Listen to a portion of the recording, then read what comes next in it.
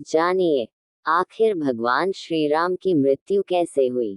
जिस तरह दुनिया में आने वाला हर इंसान अपने जन्म से पहले ही अपनी मृत्यु की तारीख यमलोक में निश्चित करके आता है, उसी तरह इंसान रूप में जन्म लेने वाले भगवान के अवतारों का भी इस धरती पर एक निश्चित समय था। वो समय समाप्त होने के बाद उन्हें भी मृत्यु का वरण करके अपने लोक वापस लौटना पड़ा था। लेकिन इंसान और ईश्वर के भीतर एक बड़ा अंतर है। इसलिए हम भगवान के लिए मरना शब्द कभी इस्तेमाल नहीं करते, बल्कि इसके स्थान पर उनका इस दुनिया से चले जाना या लोप हो जाना, इस तरह के शब्दों का उपयोग करते हैं। आज हम जानेंगे कि भगवान श्री राम कैसे इस लोक को छोड़कर वापस विष्णुलोक गए। हिंदू धर्म में भगवान विष्णु के महान अवतार प्रभु राम के इस दुनिया से चले जाने की कहानी काफी रोचक है। आखिर भगवान राम धरती लोक से विष्णु लोक में कैसे गए, इसके पीछे एक पौराणिक कथा प्रचलित है। भगवान विष्णु के कई अवतारों ने विभिन्न युग में जन्म लिया। यह अवतार भगवान विष्णु द्वारा संसार की भलाई के लिए गए थे। भगवान विष्णु द्वारा कुल 10 अवतारों की रचना की गई थी, जिसमें से भगवान राम 7वें अवतार माने जाते हैं। यह अवतार भगवान विष्णु के सभी अवतारों में से सबसे ज्यादा प्रसिद्ध और पूजनीय माना जाता है। भगवान श्री राम की मुक्ति से पूर्व यदि हम उनके जीवन काल पर नजर डालें तो प्रभु राम ने पृथ्वी पर 10,000 से भी ज्यादा वर्षों तक राज किया है। पद्म पुराण में दर्ज एक कथा के अनुसार, एक दिन एक वृद्ध संत भगवान राम के दरबार में पहुंचे और उनसे अकेले में चर्चा करने के लिए निवेदन किया। उस संत की पुकार सुनते हुए प्रभु राम उन्हें एक कक्ष में ले गए और द्वार पर अपने छोटे भाई लक्ष्मण को खड़ा किया और कहा कि यदि उनके और उस संत की चर्चा को किसी ने भंग करने की कोशिश की तो उसे मृत्युदंड प्राप्त होगा। लक्ष्मण ने अपने ज्येष्ठ भ्राता की आज्ञा का पालन करते हुए दोनों को उस कमरे में एकांत में छोड़ दिया और खुद बाहर पहरा देने लगे। वह वृद्ध संत कोई और नहीं बल्कि विष्णु लोक से भेजे गए कालदेव थे, जिन्हें प्रभु राम को ये बताने भेजा गया था कि उनका धरती पर जीवन पूरा हो चुका है और अब उन्हें अपने लोक वापस लौटना होगा।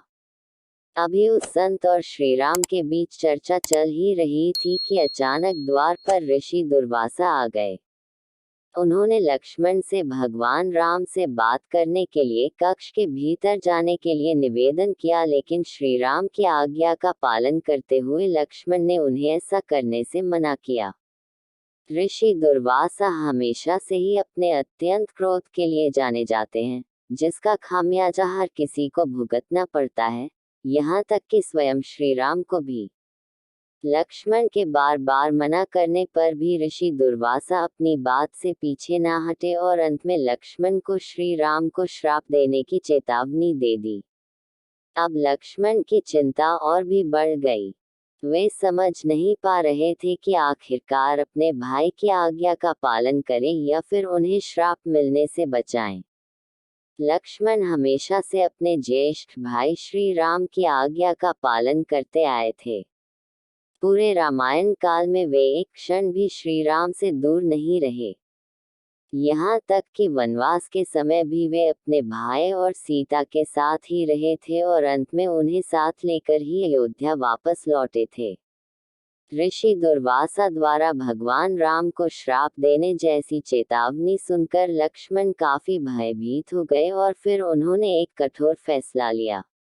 लक्ष्मण कभी नहीं चाहते थे कि उनके कारण उनके भाई को कोई किसी भी प्रकार की हानि पहुंचा सके। इसलिए उन्होंने अपनी बलि देने का फैसला किया। उन्होंने सोचा यदि वे ऋषि दुर्वासा को भीतर नहीं जाने देंगे तो उनके भाई को श्राप का सामना करना पड़ेगा, लेकिन यदि वे श्री राम की आज्ञा के विरुद्ध जाएंगे तो उन्हें मृत्यु दंड भुगतना होगा। यही लक्ष्मण ने सही समझा। वे आगे बढ़े और कमरे के भीतर चले गए। लक्ष्मण को चर्चा में बाधा डालते देख श्री राम ही धर्म संकट में पड़ गए। अब एक तरफ अपने फैसले से मजबूर थे और दूसरी तरफ भाई के प्यार से निस्सहाय थे। उस समय श्रीराम ने अपने भाई को मृत्यु दंड देने के स्थान पर राज्य एवं देश से बाहर निकल जाने को कहा। उस युग में देश निकाला मिलना मृत्यु दंड के बराबर ही माना जाता था। लेकिन लक्ष्मण, जो कभी अपने भाई राम के बिना एक क्षण भी नहीं रह सकते थे, उन्होंने इस दुनिया को ही छोड़ने का निर्णय लिया। वे सरयू नदी के पास गए और संसार से मुक्ति पाने की इच्छा रखते हुए वे नदी के भीतर चले गए। इस तरह लक्ष्मण के जीवन का अंत हो गया और वे पृथ्वी लोक से दूसरे लोक में चले गए।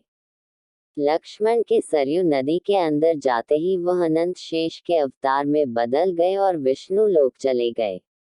अपने भाई के चले जाने से श्री राम काफी उदास हो गए। जिस तरह राम के बिना लक्ष्मण नहीं, ठीक उसी तरह लक्ष्मण के बिना राम का जीना भी प्रभु राम को उचित न लगा। उन्होंने भी इस लोक से चले जाने का विचार बनाया। तब प्रभु राम ने अपना राजपाट और पद अपने पुत्रों के साथ अपने भाई के पुत्रों को सौंप दिया और सरयू नदी की ओर चल दिए। वहां पहुंचकर श्री राम सरयू नदी के बिल्कुल आंतरिक भूभाग तक चले गए और अचानक गायब हो गए। फिर कुछ देर बाद नदी के भीतर से भगवान विष्णु प्रकट हुए और उन्होंने अपने भक्तों को दर्शन दिए। इस प्रकार से श्री राम ने भी अपना मानवीय रूप त्याग कर अपने वास्तविक स्वरूप विष्णु का रूप धारण किया और वैकुंठ धाम की ओर प्रस्थान किया। आखिर ऐसे समय में हनुमान कहाँ थे?